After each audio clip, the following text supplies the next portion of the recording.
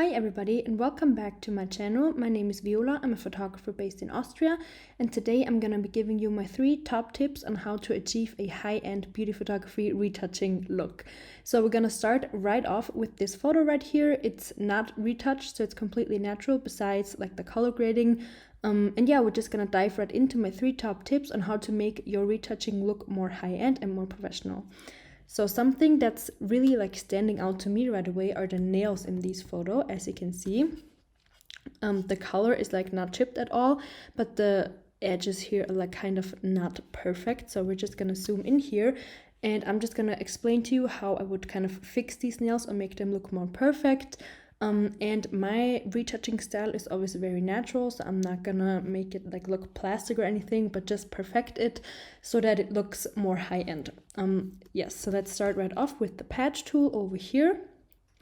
And I'm gonna start with removing this little reflection thingy, and then with the copy stamp, which is this one right here, we're gonna kind of work on the edge here.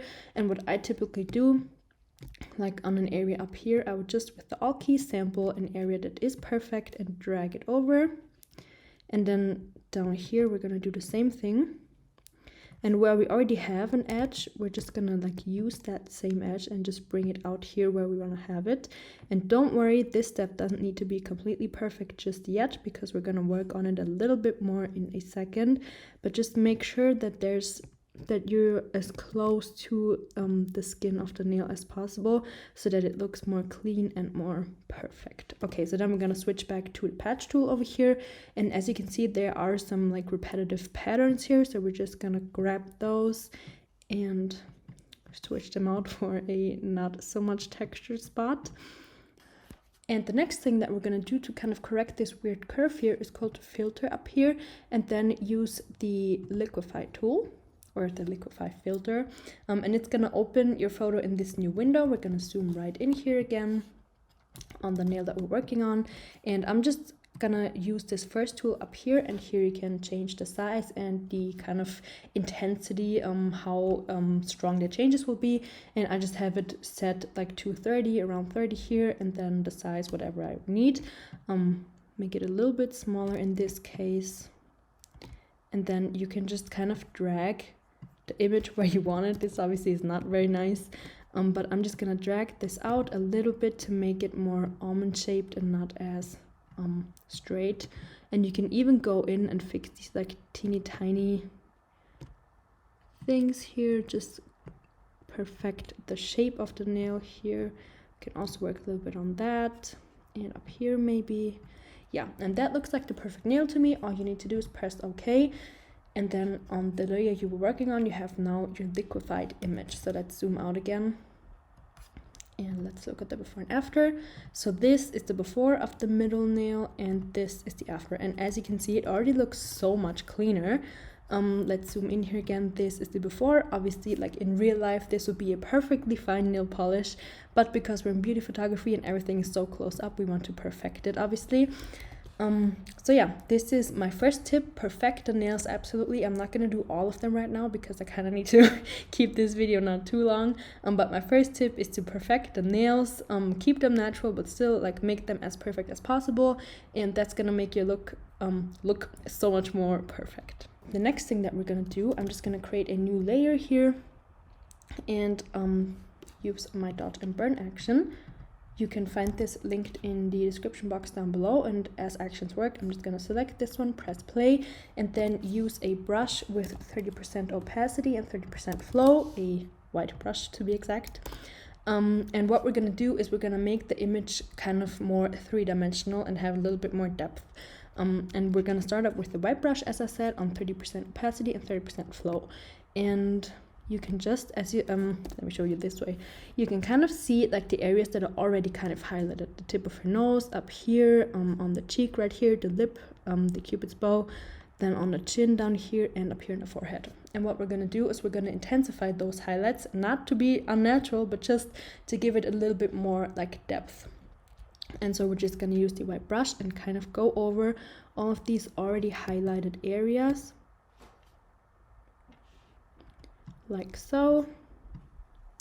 And you can make this as intense or as like low intensity as possible, and just go over any areas that you can see that are kind of like brighter. You can also work on the eyes a little bit with this. Let's zoom in on the lips here. I love making the Cupid's bow like really highlighted because it just defines the lips really nicely. And then also brighten this up down here a bit, and here, as I said. Yeah, so let's just keep working on this for a few more seconds. Let me also do the other side a little bit so it's not completely uneven. And here we have the brightening effect, and then we're going to switch to the black color here, and with the same brush darken everything that's like a little bit darker, add a little bit of contouring here around the face to give it more depth, maybe make the eyebrows just a bit darker. And you can see this whole process like really in depth in my retouching masterclasses, but I'm just gonna give you like my 3 top tips here to just make your retouching look more like clean and professional and perfect, pretty much. Okay, so let's look at the before and after of this. Let me zoom out a little bit so you can see.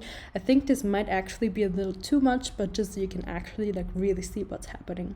So this is the after and this is all before, and as you can see, there's already like so much more depth in the photo. Obviously you can turn down the opacity here a bit if you want. And that just makes the photo look much more interesting and just nicer overall. So yeah, that was my second tip. And then for the third tip, we're also going to create another new layer and work on the sharpen action. You can also find this link down below, and again, just select that, press play. And we're also going to use a white brush, but with opacity and flow of 100.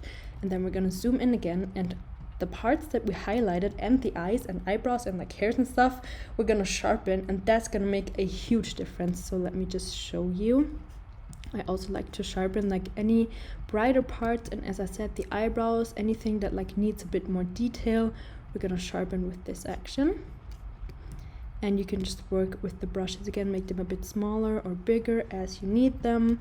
Also go over here on the cheek a bit. If you have like jewelry that's really visible, you can also do it on that. Here it like doesn't matter as much. And so now we've sharpened that, but the most important thing, obviously the eyes and the lips and stuff are important, but what's actually gonna make your photo like kind of pop even more is sharpening the hair.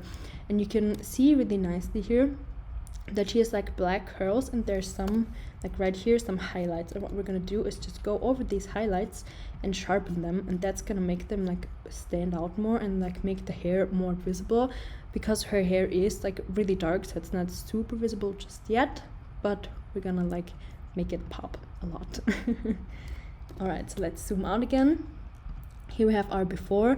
The changes here are not like really noticeable, but they also like make a really big difference. So before and after, as you can see, the hair detail is like so much stronger. You can see the eyes a lot better, the detail in the eyes, and everything just kind of pops more. I also love doing this on the Cupid's bow right here to bring out that lip shape again. And let's look at the before and after again. Yeah, that's absolutely beautiful. I just love these 3 tips. I think it elevates any retouching workflow so much. Let's look at the full before and after here.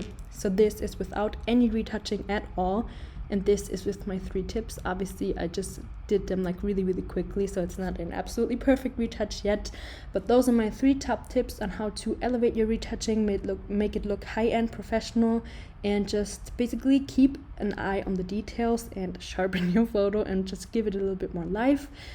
As I've mentioned, you can find all of the actions that I use down below, and I also have a ton of other tutorials covering a lot of other tips to get your retouching to the next level, or more in-depth tutorials on the things that I just mentioned.